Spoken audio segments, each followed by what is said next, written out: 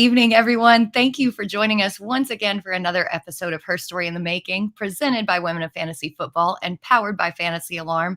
I'm your host, Britt Flinn, and I'm super excited to have the host of the Get Real podcast and the FSWA Award nominated winner, or just nominee, I guess. Close enough. Kacey Kasem. Kacey, how are you doing tonight? I am so excellent. Thank you for having me on the show. I've been looking forward to it, so this is going to be fun. Yes, I'm super excited. If you guys haven't listened to the Get Real podcast, Kacey is an absolutely amazing interviewer. So I'm going to try to put on my big girl panties and do the same, or at least half a good as job as Kacey does in this interview tonight. And we do have Troy in the chat. Troy, thank you so much for joining us and for the support. We really appreciate you. So I'm just going to jump right into it. I love having a fellow Cowboys fan on the show. How did you first become a fan of the Cowboys and get into football? Well, I've been in the Dallas area my entire life, so still here. And growing up, my parents were huge Cowboys fans. My dad was an Eagles fan because he's from Pennsylvania. But my mom kind of converted him, and then here I am growing up, seeing them in their heyday, their prime as a child. So it wasn't as exciting as it would be now. And then, working our way to where we are now, I've seen all of it. So yeah, you know what I'm talking about. But yeah, been a Cowboys fan, football fan for just as long, but Cowboys own my heart. Isn't it the worst team to own your heart too? Because like you said, we grew up in their heyday and their prime, and it's just kind of gone, and then maybe a little bump. Yeah. And then, since then, like it's such a tough franchise to root for, but we still love them. And your dad being an Eagles fan, I guess I didn't realize that. How did he feel when you pledged your allegiances to the Cowboys? Well, see, the thing is too, like I didn't find this information out until I was like an adult. So I just assumed he was a Cowboys fan and he lived in Pennsylvania and got a lot of flack for it. And the funny thing is he lives there now again and he's still a Cowboys fan. And so he does get a lot of crap for it. So it's funny. Yeah. I can only imagine. We've got a couple other people in the chat. We'll shout out here. We've got Wendy. Hi, Wendy. Hi, Wendy. Yes, Chalupa Batman. Go Cowboys. We always love to see that. We have a former guest of ours, Gemma Martinez. Hi, Gemma. Great to see you. And then we've got, of course, Mr. Scampers, always showing their support. We appreciate having you guys in here. So let's just jump right into fantasy. Tell us a little bit how you first began playing fantasy and some of your experiences early on. Yeah, for sure. So starting off, I was invited to a league by one of my friends, one of my guy friends. We used to have a group of us that would watch the Cowboys play on Sundays. And so I didn't really know what fantasy football was, but he's like, we need another person for our league. You know how that goes. Sorry, all the time. The last resort, And so I'm like, okay, cool.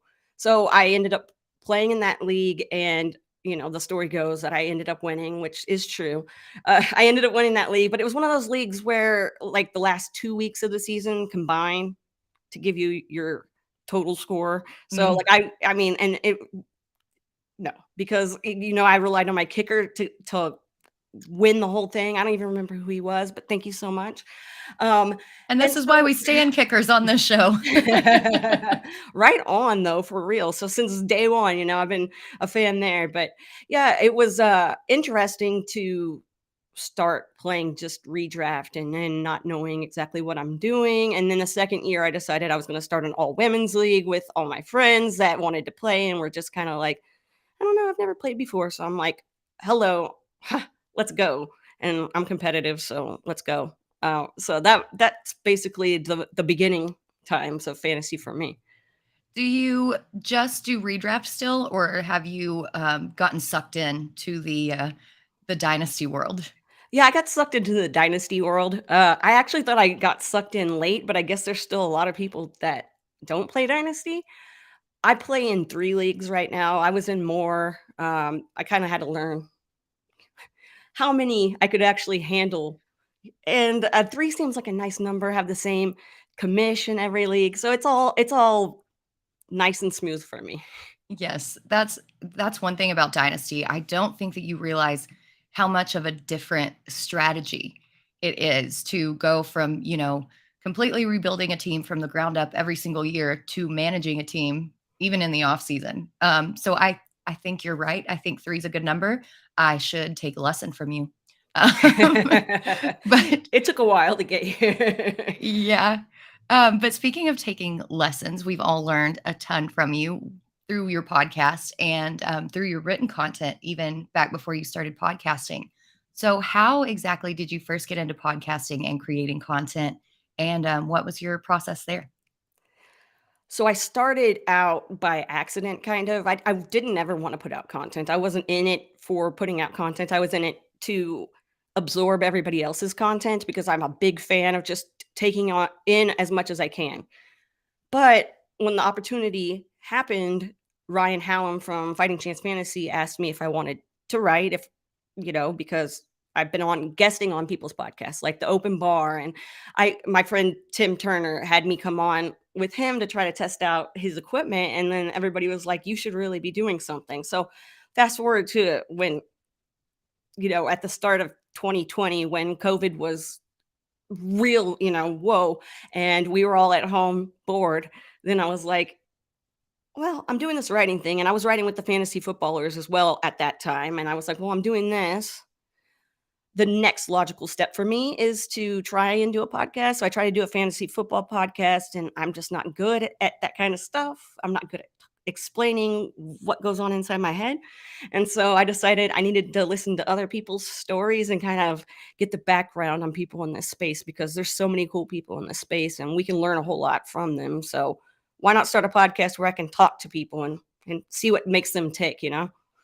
Was that the initial podcast or idea behind the Get Real podcast when you first created it? Was just getting into, what makes people tick, or was there a little bit more behind it, or what? Just how did it evolve from the ground up? Yeah, for sure. It started off as just kind of a silly idea that I was talking to Russ Fisher about. He's one of my good friends, and I have my podcast hosted over with the Dynasty Addicts Podcast Network. And so he's like my right hand guy. That's like giving me all the. I was like, but I need more tips, right? I need people to tell me, how do you balance life and this fantasy football stuff, putting out content and stuff. I don't know where to start when I was starting out. Where do you look for resources? So I wanted to kind of have, a guidebook for people so that they could look and listen and see that there's, this is what worked for this person, this is what worked for that person, and learning so much about people along the way. But like Matt Harmon back in the day had his Backyard Banter podcast where he talked to people in the industry that were his buds and talking to them. And I was like, I want to do that. I want to talk to people. I fantasy advice, I'm not the best at, okay? I'm really not, and it's okay. But talking to people I really enjoy. And it was at a time where, we were at home and we didn't have anything to do, and I need to talk to people. I just do. I have to. And I'm that kind of person where, like, I say I don't like people, but talking to people is one of my favorite things to do. So why not do a podcast like that? And I think it's so interesting the way that you approach this podcast. If again, I'll say it probably multiple times throughout the show, guys watching, if y'all haven't checked out that podcast, you really need to. And having been a participant on this show, especially when I was very new to podcasting, especially anything other than the format that we had set out, I was very nervous. I think I texted you and I was like, sorry, I'm just getting really bad anxiety. How's this going to go? Da, da, da, da. Yeah. But you make it so comfortable and easy for people of different backgrounds, for people who do different things. You're so good at talking to them. How has that kind of, I guess, other people's experiences transferred into your work, and what have you taken away to make yourself better in that space? I've learned a lot, actually. It's crazy how much I've learned just doing this. And I know that not everybody's been able to listen to every single episode, but I have. So I've learned so much. And it's just one of the biggest things I learned is about time. Because when I first started, I felt like, and it's different for people who put out actual fantasy football content, because your stuff isn't evergreen, but my stuff is. So if I'm sick, I'm allowed to be sick. And I know that people that I've talked to on my show are like, I don't feel like I'm allowed to take a day off or do this or do that. And I have to just grind, which is fine. You can grind. But I've learned to kind of just like, if you don't just step back and breathe for a minute, you're going to burn out. It's not fun. So learn what works for you and kind of find that groove, because it's important to have your mental health.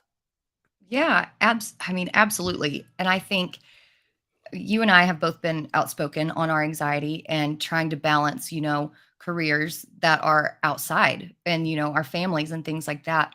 Um, what is some of your best advice, I guess, to somebody who is trying to balance, a full-time job, a family, and then do this on the side? Like, what are some things that you've learned? I've learned that different things work at different times. It's not always going to be, this is how it's going to be. Sometimes you're going to get something thrown in that you're going to be like, oh no, and you're going to have to just figure it out, right? You're going to have to figure it out. But it's fun to figure these things out, right? So I've learned that you just kind of have to figure out how to balance it. And it is hard. Everybody's always like, it's so hard to figure out how to balance it. And as I sit here mumbling because I couldn't remember what question you were, see, this is what I do, behind the scenes stuff. But it's very important to just be able to set boundaries, to figure out what makes you feel good. You don't want to get to that point where you're just like that it feels like everything is a job. Like, not just your job, but everything is a job, right? You don't want to get to that point. So finding that healthy balance is always it's hard to do sometimes, but also it's fun getting there. That's how I felt like cooking dinner for my husband is lately as a job. So, husband, if you're watching this, I'm really sorry for all the takeout lately, because I'm it's a big important. fan of takeout. I'm a big fan of takeout. I do not like cooking, and when my wife is like, "It's time to cook," I'm like, isn't it kind of late? Shouldn't we order food instead?" It's takeout time. We've got Albert in the chat. Hello. Thank you so much for joining us. We've also got Bob Harris. Thank you so much for tuning in, Bob. And guys, if y'all have a question for Kacey, feel free to throw it in the chat. We'll try to get to that as soon and as timely as we can. But I kind of want to switch gears and talk about you being nominated for an FSWA award. What did it feel like to be nominated for that award? What episode was it for? And how do you think that this is going to continue to help you grow? Yeah, for sure. JJ Zacharyson is who the episode was. I wanted to get that out there right now because that guy is amazing, and the conversation I had with him was amazing. To actually be nominated, to be a finalist, I was shaking, right? I was so excited. Like, I don't even know how to put it into words how I felt, but like, this podcast means so much to me. It's crazy how much this podcast means to me. I wouldn't think that this hobby that I've been a fan of for so long is just something that I've stuck with.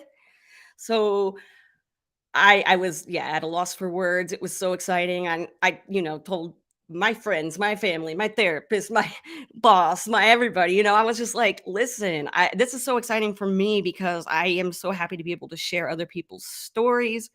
And it's just like me, little old me, doing this podcast when it comes to putting it out and doing all that stuff. And it doesn't come out every week. And it might sound a little hiccupy here and there. It's just me. And I've got a lot going on. Like I said, you have a lot. We all have a lot going on. So I'm kind of out there and tell people, yep, I got a life.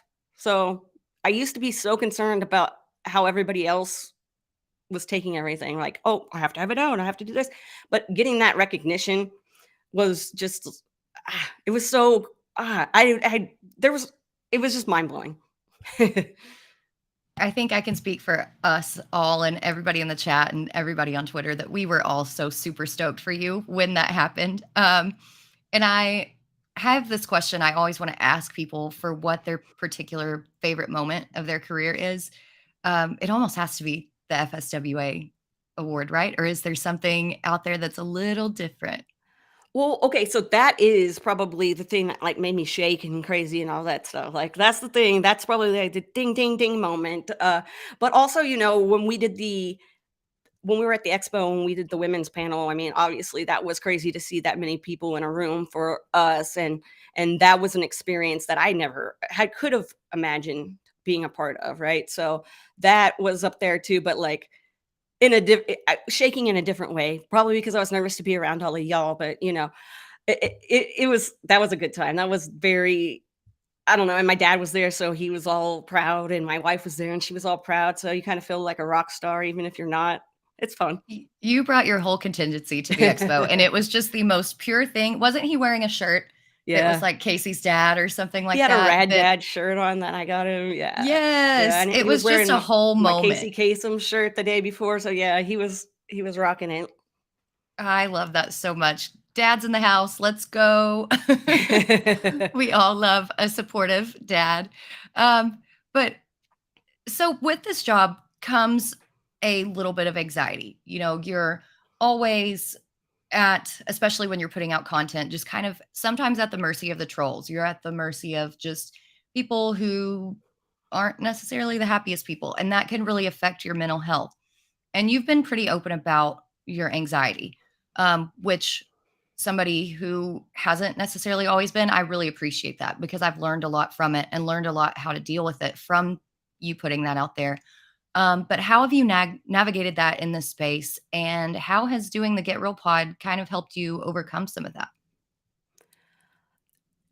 My anxiety is kind of one of the reasons I started the podcast because I kind of wanted to force myself to do something out of my comfort zone, which is something I still hate doing. Don't get me wrong, but I kind of jumped into it just thinking, okay, let me try to this is going to be something that I'm going to enjoy doing.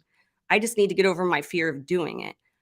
I started going to therapy, started talking about it's crazy to go pay somebody to talk about your podcast basically, but I'm sitting there talking about like stressing out and having the anxiety of like, am I going to do this? I'm going to do that. Can I get this done?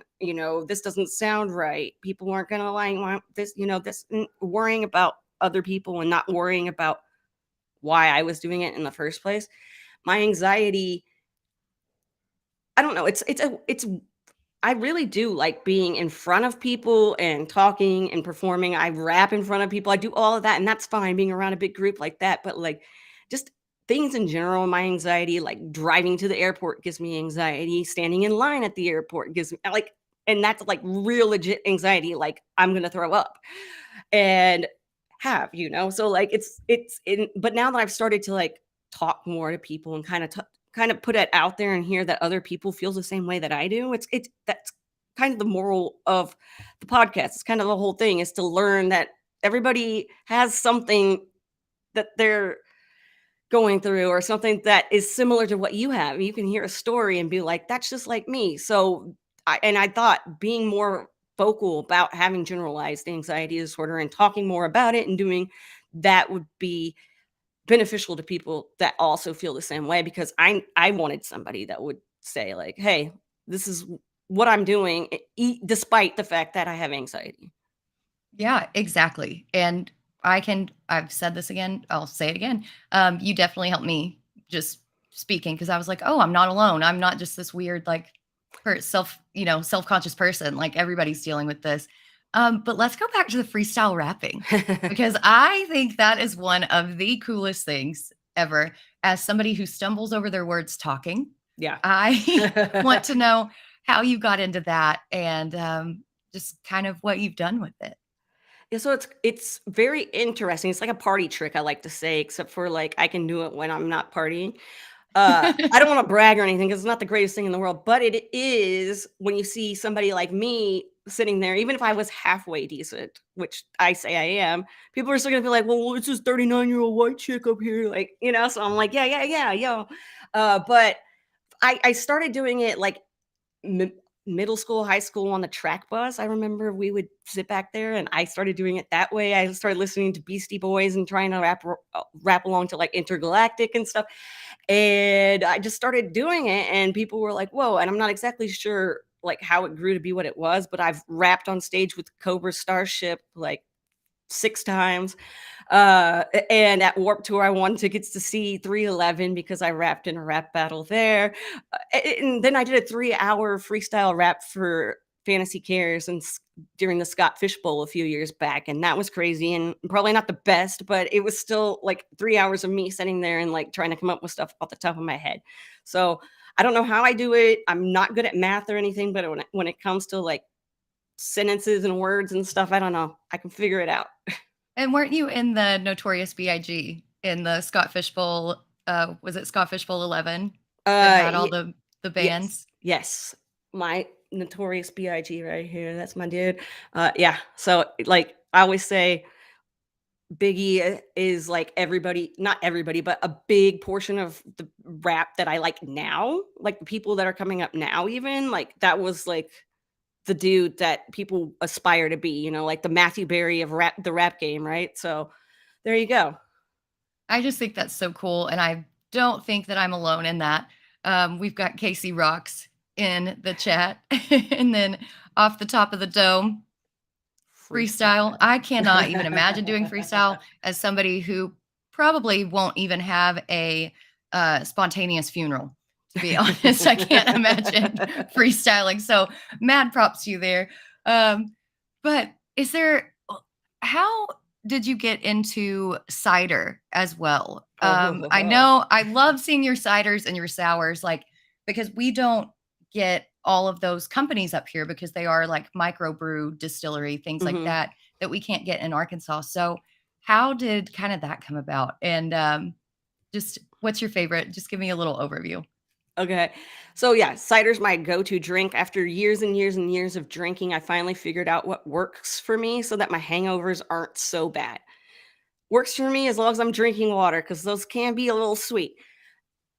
But ciders, they're just delicious. Like if you like apple juice, okay, cool. If you like less sweet, if you like dry, there you go. I get me a nice dry. But my favorite cider is Bishop Cider Company's Crackberry. It is cranberries, blackberries, deliciousness, and it tells you there's no crack in it, but it's still delicious, right? And I keep coming back for it, so who knows what's really in it. But yeah, cider, big cider kick. We've got Austin East Ciders in Texas, and we have Bishop Cidery and Trinity Cider Company. So there's a lot of really cool cideries around here. And with the sours, I'm a big, I wouldn't say big sour fan because I'm not. I don't really like beer at all, but there are some lactose sours that are just delicious. It like sets it off the right way that it doesn't taste like beer to me, because I'm that type of person that if you tell me, oh, this doesn't taste like beer, I'm like, this tastes like beer. So don't lie to me, but I can do that. And I never thought that I'd like lactose in a beer. Like that just doesn't sound like me, right? But it is. So I'll chill with that. So yeah, good drinking. I love that. Guys, we're getting up against it. If y'all have any questions for Kacey, throw them in the chat. We've got Dynasty Hot Sauce in here. Thank you so much for joining us.